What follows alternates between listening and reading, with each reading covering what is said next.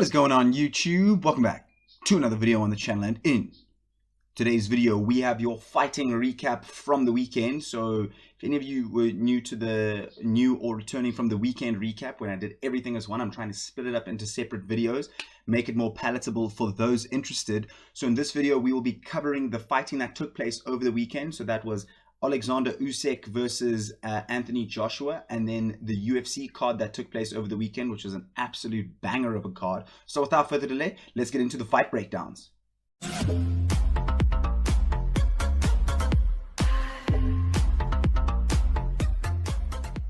Okay, kicking it off with UFC 266, the prelims. We'll talk about this fight here, Dan Hooker versus Nasrat Haqparast. Very good fight from Dan Hooker. I mean, you can see the difference in quality. I don't mean that as a bad way to Nasrat over here, but Dan Hooker, just a dominant performance. Will it show us that? Yes, it'll show us all the statistics. Yeah, I mean, total strikes 177 to 35. You know, I mean, just absolute dominant performance. Dan Hooker was really just putting it on him. Got a couple takedowns, had some ground control.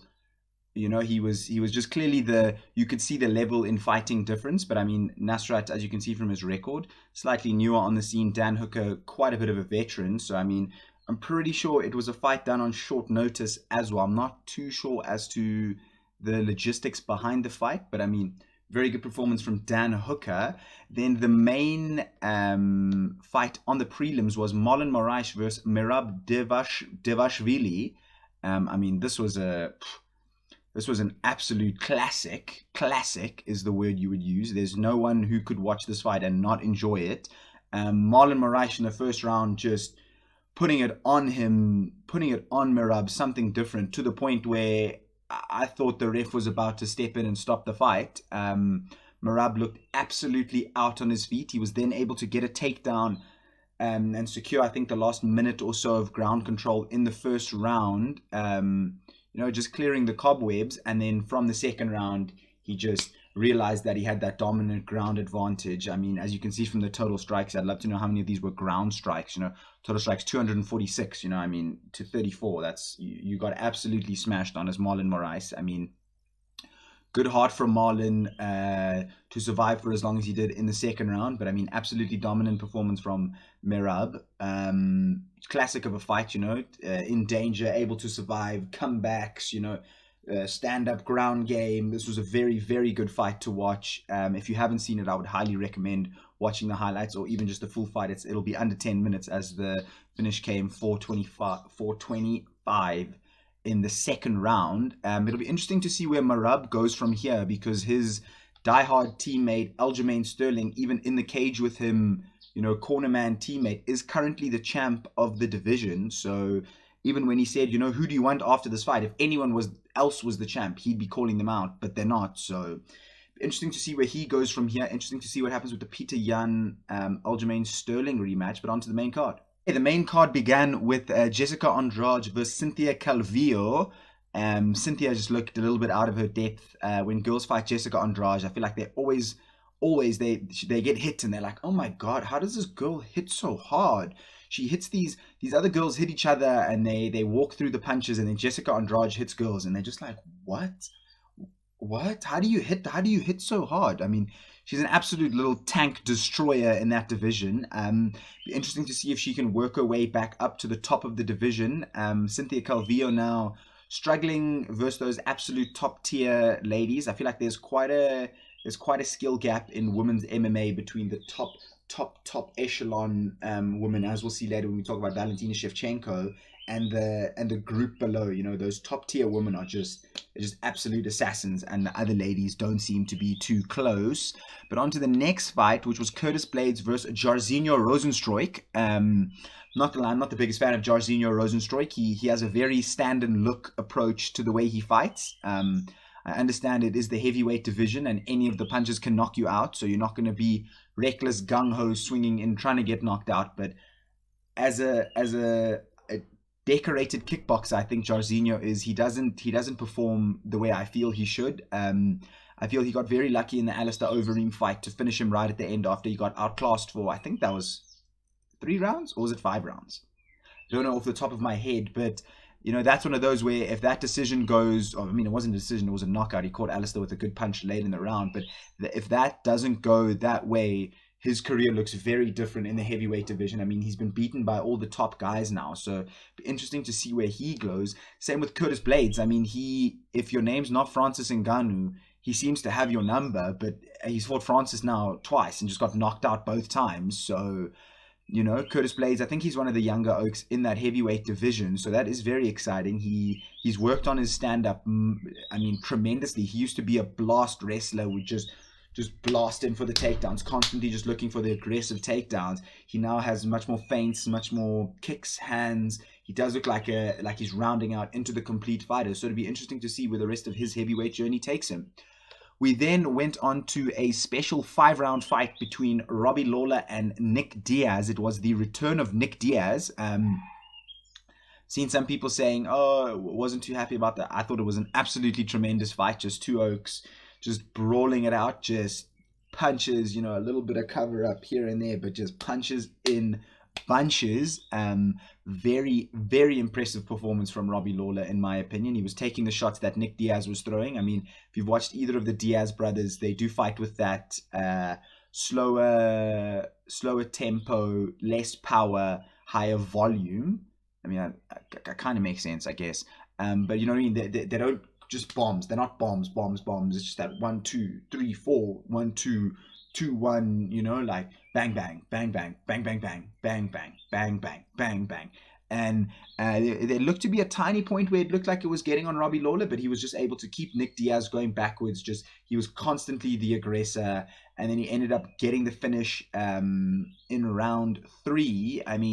Dominant performance from Robbie Lawler. He is 100% at the tail end of his career, still able to be as aggressive and non-gung-ho shy. Like lots of those men, once it starts tailing into the end of their career, they get a bit worried to throw the punches because they're worried about the counter strikes and they don't really want to get knocked out type vibe. Absolutely none of that from Robbie Lawler. Very, very fun fight to watch as the neutral. And a good performance from Robbie Lawler. We then get on to the 2 championship fights that took place. We had Valentina Shevchenko versus Lauren Murphy. That's just one of those where they just, I don't mean this to be mean, but they're just scraping the barrel for anyone for Valentina to fight at this point.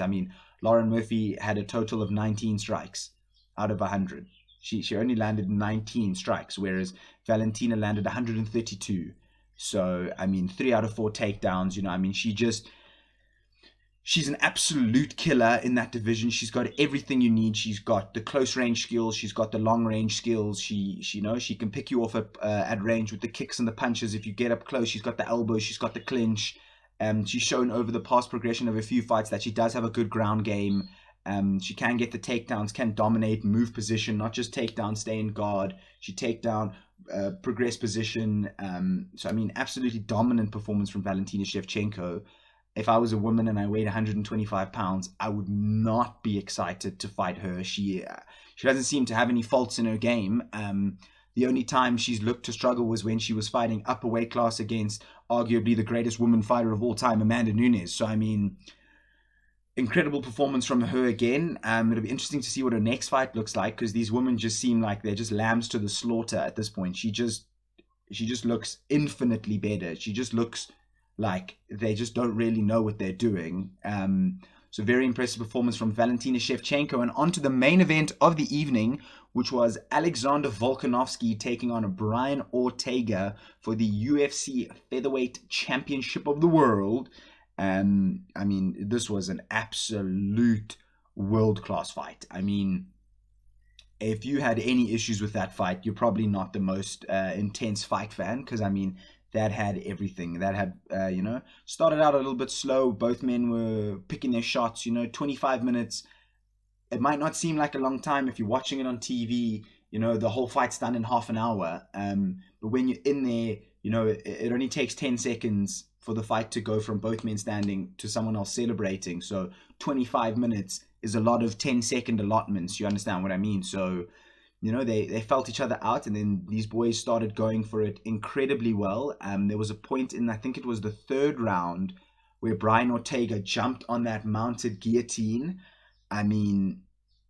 wow, there are very few men in the world, almost irrespective of weight class, that would be able to escape how tight that guillotine was. Volko was squirming, struggling, trying for all his might to get out, and he eventually did get out. I mean, I watched the replay back, and I still can't believe he was then able to get out. Brian then locked up an incredibly tight triangle that he was then able to escape as well, which, I mean, incredible performance. It almost looked like the fight was going to be stopped third going into the fourth, I think it was. Brian, he'd spent himself with those submission attempts, and then Volko really put it on him, was really bashing him. And then the fourth round was a bit of a slower one for both men. And then the fifth round, Brian Ortega came out, showing that there's absolutely no quit in him. He's got all the heart, just an absolute savage warrior. And yeah, the decision ended up going to Volkanovski, deservedly so. I think that's his second title defense now. So it'll be interesting to see how the landscape of the featherweight division plays out. But yeah, on to the boxing that took place over the weekend. The final fight we will look at that took place over the weekend was the unification heavyweight title fight between Anthony Joshua and Alexander Usyk.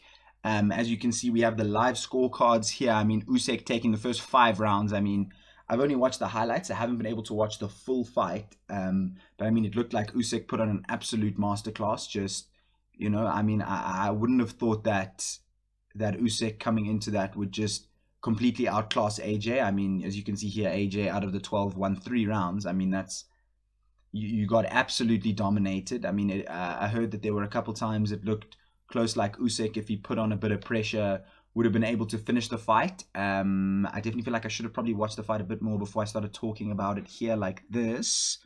But yeah, I mean, dominant performance from Usyk, and this is moving up a weight class. So, if I was a cruiserweight, I think that's his natural weight class, I wouldn't be very excited to fight him after he's come out here and showed out these performances. So yeah, interesting to see how the landscape of boxing comes out. Canelo versus Plant is soon as well. So, AJ would have wanted to fight Tyson Fury. I don't know if that fight will happen from now. It'd be interesting to see how the landscape of the boxing moves on forward from this. Okay, so that was your weekend fighting recap. I did realize that I did go into a bit more in depth of the UFC as opposed to the boxing, as I didn't watch the boxing personally. I just caught some highlights, and it's hard to truly see the flow of a fight through highlights. Obviously you can see the big moments, but you can't see everything, and I did watch all of the UFC, so I will try for the next time make sure I watch all the fights that I am talking about. Very passionate about fighting, something I thoroughly enjoy, something I involve myself in several times a week. So yeah, I mean, very good fights over the weekend. There's a couple mediocre UFC, I say mediocre, they'll probably have some very good fights on them. A couple mediocre UFC cards coming up before the next big pay-per-view event, so that'll be interesting. We'll definitely be covering that. But as always, a thumbs up if you enjoyed, a thumbs down if you didn't, and I will catch you all in the next one. Peace. Okay, bye.